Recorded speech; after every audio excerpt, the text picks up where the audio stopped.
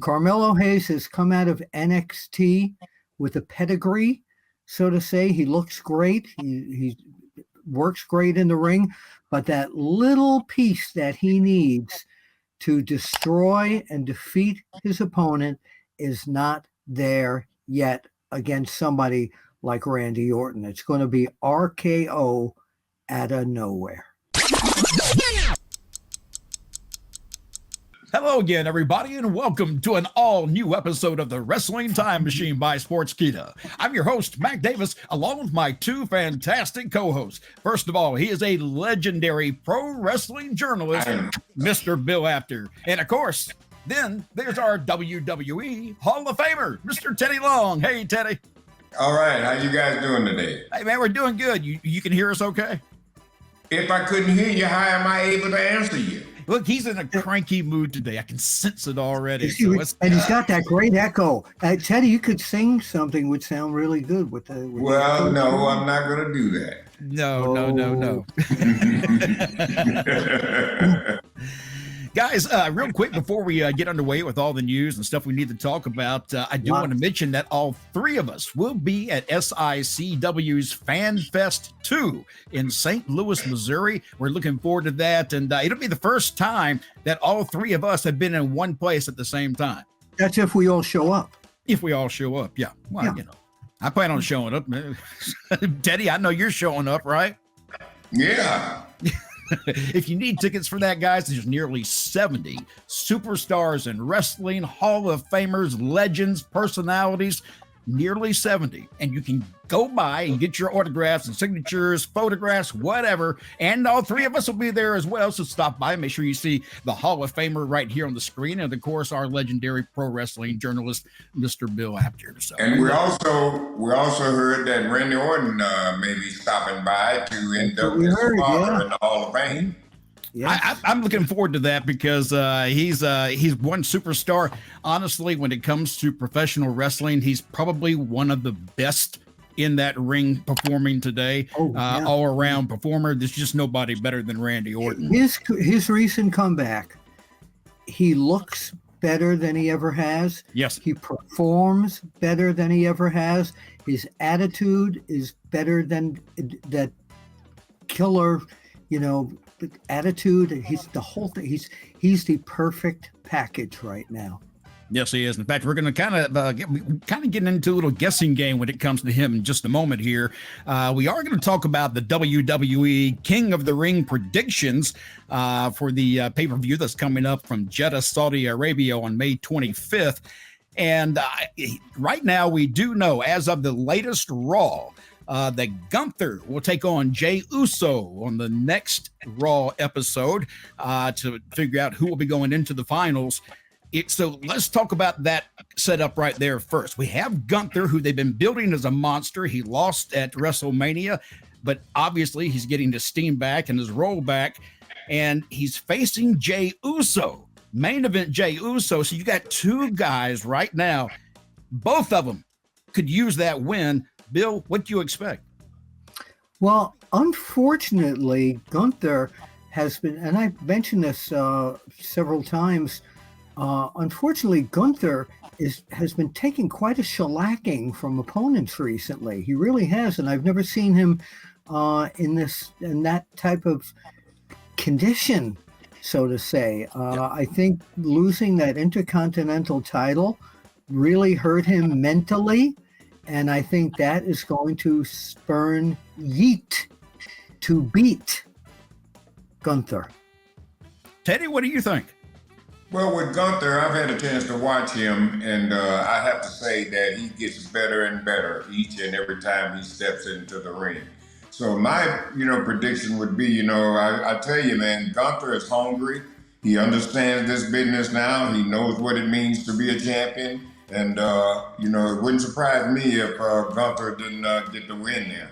I kind of feel the same way, Teddy. I think this is, when it comes to these two, I think Gunther is the one that needs to move forward as far as who was going to win that match, storyline wise, because you can do so much. That I'll agree with.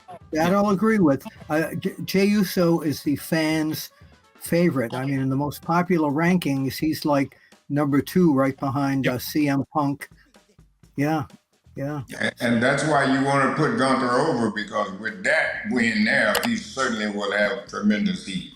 And I think he also needs to have a little sympathy behind him as well. There needs to be, some kind of a reason to want to see Jay win, because if he's already considered the top, he's got to be brought down a little bit by somebody. So you build a little sympathy and for the fans to get behind him, wanting to see him, win the big one. So, Okay. All right. I will change my prediction. Gunther. Okay, you guys. Hey, Teddy, we talked him into it. I'm just speaking what I feel. Yep. Here's another one too. We were talking about Randy Orton. So coming up in a upcoming episode of SmackDown, it's going to be Randy Orton versus Carmelo Hayes for another one of those rounds of the King of the Ring. What do we see between those two? Who's going to move forward here, and who do we think is going to move on in the tournament? It's certainly gonna. Go ahead, Teddy. Well, like I said, I seen Carmelo Hayes. His attitude wasn't too good. He never spoke to anybody, never talked much. So I don't really know anything about him. But I can tell you this: he ain't coming out on top on Randy Orton. I hear you, Bill. What do you think? The apex predator cannot lose against Carmelo Hayes.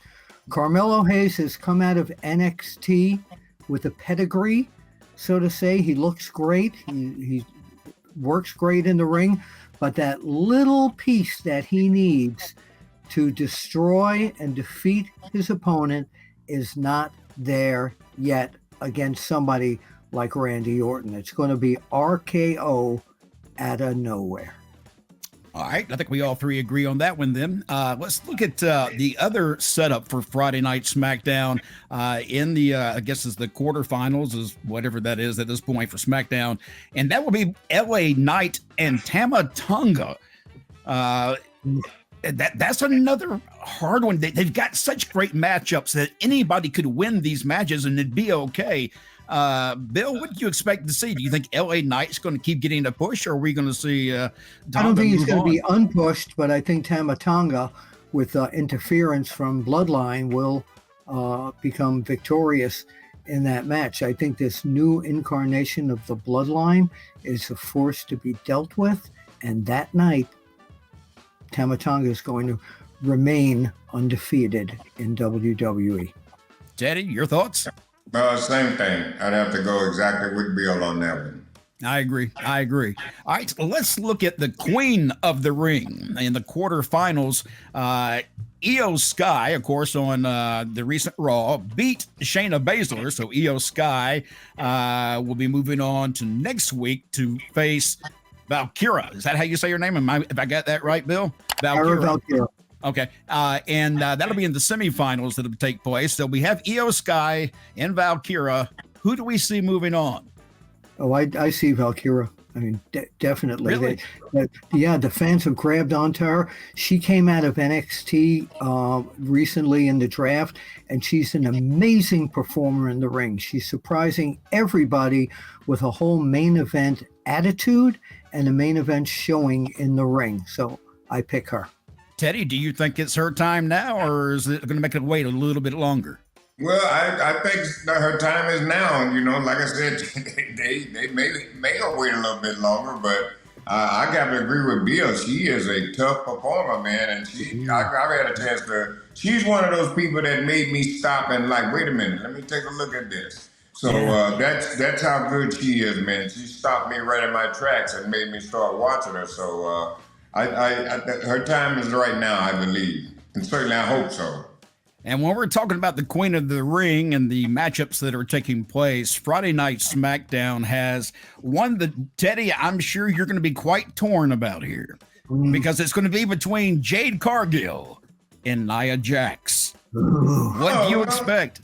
No, I'm not really torn about that. I think that's great. That's money right there, man. Whoever's putting that together, they can start that and carry that, for a good little while, if that's what they want to do. But I think that's going to really be good. You got big Nia Jack, you know, big muscular woman, and Jade Cargill, bodybuilder there. So, you know, you got two girls there that look outstanding. So that's going to be one I'll certainly be watching.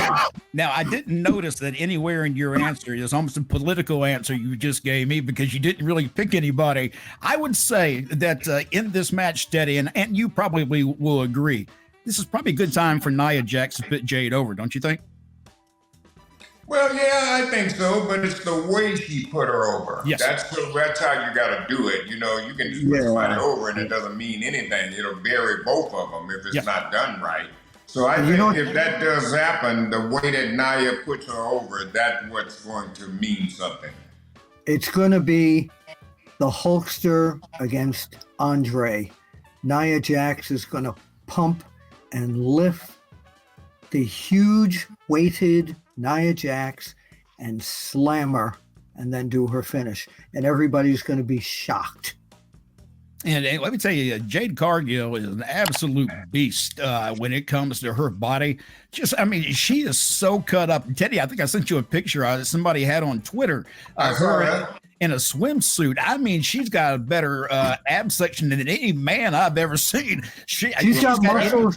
She's got muscles on her muscles. Yes. Well, we have trained her there face to face, so I know her very well, and got a chance to see her when she first started out and everything. So she's looked good from day one, and that's what I like about her. She's a woman that cares about herself. She understands that her body is money, and she's going to do the right thing, train, eat right, and look great. AEW had her in the palm of her hand. I say it all the time. But it was somebody that didn't want her there. It wasn't that they didn't know what to do. They knew what to do, but somebody didn't want her there. They got that jealousy. I don't know, but the minute she appeared in WWE, even just the tease of it, she was a major superstar with just that little bit of hype. So, now, I will tell you that when we said that, when we've seen that, made that comment before, there have been listeners who would leave comments saying, "Oh, she was already a star. That's why WWE wanted her, because she was a star in AEW." Well, she may have been a star in AEW and whatever eyes you may have had, but she was not a real star like she became when she hit WWE because somebody knew how to use her and use her properly.